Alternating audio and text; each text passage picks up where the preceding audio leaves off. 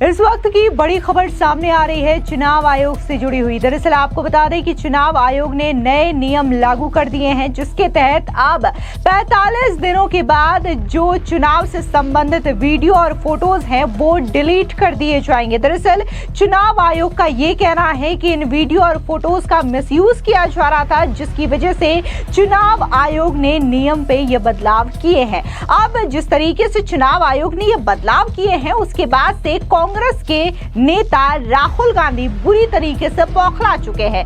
इस नए नियम को लेकर के राहुल गांधी ने यह कहा कि मैच फिक्स है। तो वहीं दूसरी बड़ी खबर की बात करें तो राहुल गांधी जिस तरीके से बार बार चुनाव आयोग को लेकर के सवाल उठा रहे हैं, इस पर अब जम्मू कश्मीर के मुख्यमंत्री और इंडिया अलायंस के साथी उमर अब्दुल्ला ने भी जोरदार तरीके से राहुल गांधी और इंडिया अलायंस पर कटाक्ष किया। उन्होंने कहा कि अपनी हार का दोष चुनाव आयोग पर राहुल गांधी डाल रहे हैं। दरअसल आपको बता दें कि अब चुनावों के दौरान खींची गई फोटो, सीसीटीवी फुटेज, वेबकास्टिंग और वीडियो रिकॉर्डिंग सिर्फ 45 दिन तक ही सुरक्षित रखी जाएंगी। इसके बाद सारा डेटा डिलीट कर दिया जाएगा।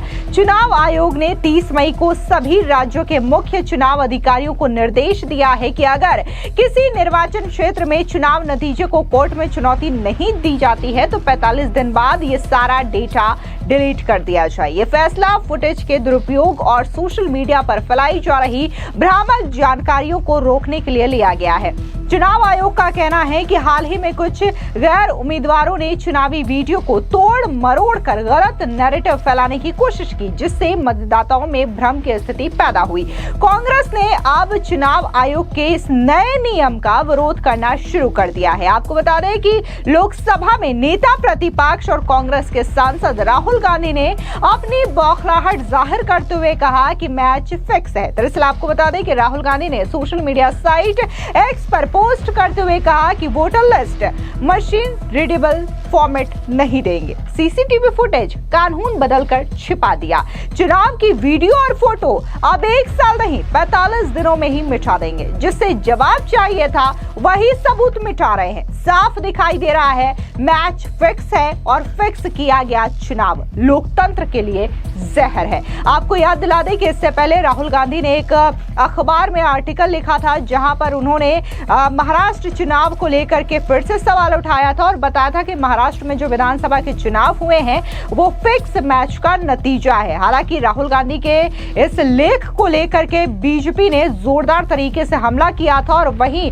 चुनाव आयोग ने भी राहुल गांधी को जमकर लताड़ भी लगाई थी, लेकिन इसके बावजूद राहुल गांधी एक बार फिर से चुनाव आयोग पर सवाल खड़े कर रहे हैं। वहीं दूसरी ओर कांग्रेस ने भी अपने सोशल मीडिया साइट एक्स पर चुनाव आयोग के इस फैसले की आलोचना करते हुए कहा कि यह कदम लोकतंत्र और पारदर्शिता के खिलाफ है। कांग्रेस ने आरोप लगाया कि चुनाव आयोग और मोदी सरकार मिलकर लोकतांत्रिक व्यवस्था को खत्म करने में लगे हैं। पहले दस्तावेजों को जनता से छिपाया गया, अब रिकॉर्ड ही मिटाए जा रहे हैं। आयोग को यह आदेश तुरंत वापस लेना चाहिए।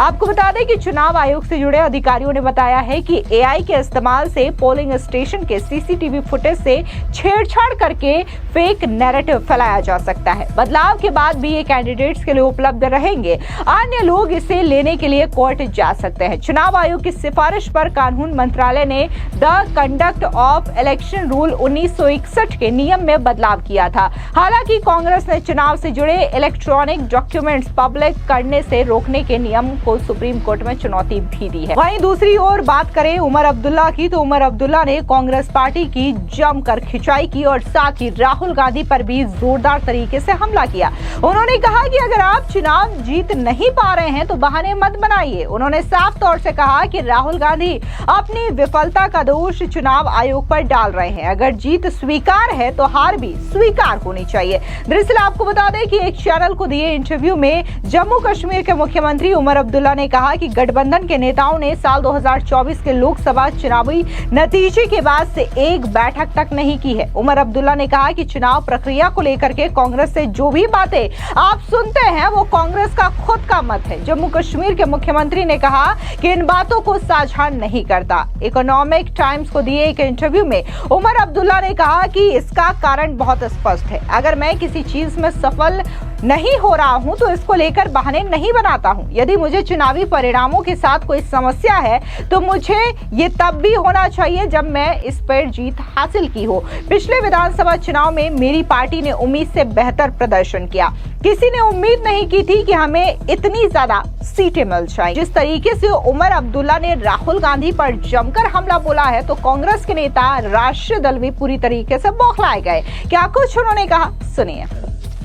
देखिए, उमर अब्दुल्ला जी को मुझे नहीं मालूम कितनी इस बारे में मालूमात है। इलेक्शन कमीशन का अपॉइंटमेंट जो कमेटी क्या करती थी उसमें leader of opposition, prime minister और चीफ जस्टिस ऑफ इंडिया हुआ करते थे या उनका नॉमिनी होता था। क्यों इस मौजूदा सरकार ने उस कमेटी को बदलकर चीफ जस्टिस की जगह कैबिनेट मिनिस्टर रखा?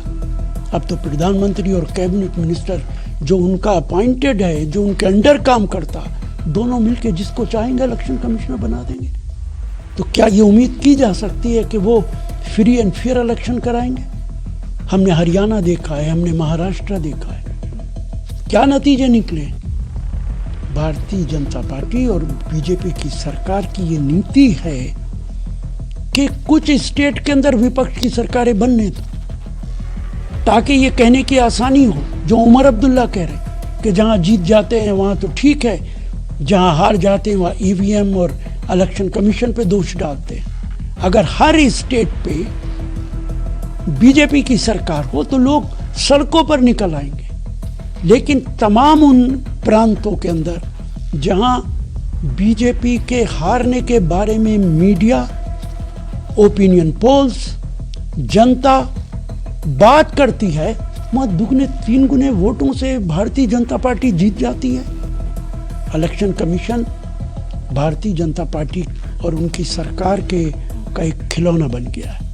अब वहीं जिस तरीके से जम्मू कश्मीर के मुख्यमंत्री उमर अब्दुल्ला ने यह स्टेटमेंट राहुल गांधी और ईवीएम को लेकर के दिया है तो इस पर बीजेपी ने उमर अब्दुल्ला का समर्थन किया। और बता दें कि बीजेपी के प्रवक्ता शहजाद पूनावाला ने साफ तौर से कहा कि राहुल गांधी परिवार को संविधान से ऊपर रखते हैं। सुनिए बीजेपी के प्रवक्ता शहजाद पूनावाला का ये बयान। को कोई भी सीरियसली नहीं लेता, उनके पार्टी के नेता भी नहीं और उनके अलायंस के पार्टनर, इंडिया अलायंस के पार्टनर भी नहीं लेते। 90 से 99 चुनाव हारने के बाद राहुल गांधी अब अपने आप को बचाना चाहते हैं, अपने परिवार को बचाना चाहते हैं, इसीलिए इलेक्शन कमीशन पर निशाना है और उनके दोहरे मापदंड का कोई मतलब सीमा नहीं है कि अगर वो चुनाव तेलंगाना में जीतते हैं, अगर वो चुनाव कर्नाटका में जीतते हैं तब इलेक्शन कमीशन ठीक होता है और अगर महाराष्ट्र में हारते हैं, अगर वो हरियाणा में हारते हैं तो इलेक्शन कमीशन खराब हो जाता है। ये दिखाता है कि राहुल गांधी के लिए उनका परिवार तंत्र संविधान तंत्र के ऊपर है। वो अपने परिवार को संविधान के ऊपर मानते हैं और इसीलिए चयनात्मक कमिटमेंट है कॉन्स्टिट्यूशन के प्रति। अगर मैं केस जीतूं जुडिशरी ठीक, अगर मैं चुनाव जीतूं इलेक्शन कमीशन ठीक, वरना मैं इलेक्शन कमीशन को गालियां दूं। मुझे लगता है इस प्रकार की बचकानी अपरिपक्व बातों से आज इंडी अलायंस भी अपने आप को अलग कर रहा है। इसीलिए उमर अब्दुल्ला साहब हो, एनसीपी शरद पवार हो, वो उनके बयानों को सीरियसली नहीं लेते। गौरतलब है कि चुनाव में हार के बाद से ही कांग्रेस पार्टी अक्सर ईवीएम और इलेक्शन कमीशन पर उंगली उठाती रही है। इसको लेकर जम्मू कश्मीर में उमर अब्दुल्ला ने कांग्रेस पर निशाना साधा है। 2024 में महाराष्ट्र विधानसभा चुनाव के बाद से ही कांग्रेस पार्टी ने लगातार ईवीएम पर सवाल उठाए हैं। पार्टी ने चुनावी प्रक्रिया में अनियमितता और पारदर्शिता के अभाव का आरोप भी लगाया है। इसके साथ ही उन्होंने इंडिया अलायंस पर भी सवाल खड़े किए हैं। फिलहाल इस पूरी खबर पर आपकी क्या राय है, कॉमेंट सेक्शन में जरूर बताएं। धन्यवाद।